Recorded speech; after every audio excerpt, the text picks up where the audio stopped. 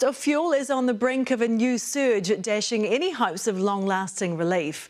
Experts warn the price of petrol could climb to $3.50 a litre by the end of the year.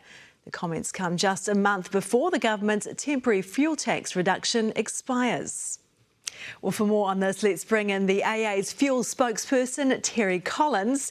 Terry, thanks so much for coming on tonight. Now, are there still things you see people doing or not doing where you think they could easily save some fuel? Well, that's exactly right. I've got some do's and some don'ts.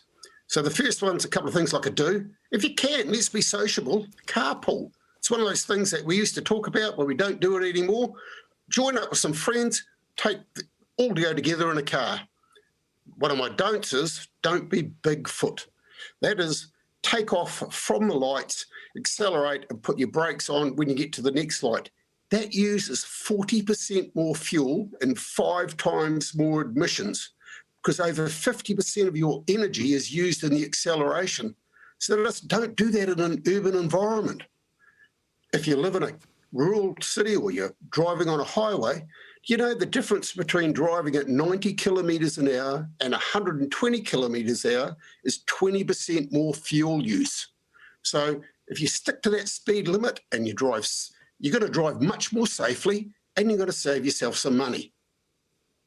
Those are pretty big percentages, bigger than what I expected. In Aucklanders, we do get very excited when the light turns green, and you do tend to put your foot down and take advantage of it. What about things like using your air conditioning and pumping up your tyres and sort of practical things like that as well?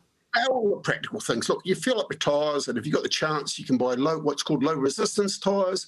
They roll a little bit better and they do it. And look, tyre pressure is really good because it saves your fuel economy and it's also a safe thing to do.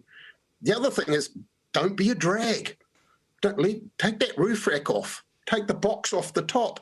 That just creates the drag on your aerodynamics, and that's about 10% of your fuel use. So it's silly if you're not using it. I know it's going to take a couple of minutes to take it off, but do it. It's going to save you a lot of dollars when you do it. OK, so if people take on board all of these tips, maybe even leave the kids at home to get rid of a bit of excess weight, how much money could they realistically save by doing all of this?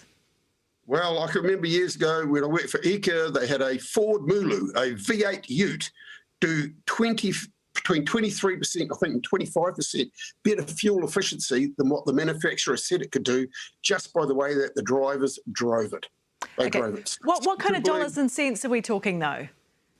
Well, if you're talking about a 20% reduction and you're paying $3 for your fuel, you're talking something like about 60 cents a litre. If you're doing 10 litres, it's $6 for every 100K you're doing. OK, that's a cup of coffee for every 100K you're doing. That's in my language. Hey, Terry, thanks so much for your tips tonight. You're most welcome. Have a good night, good.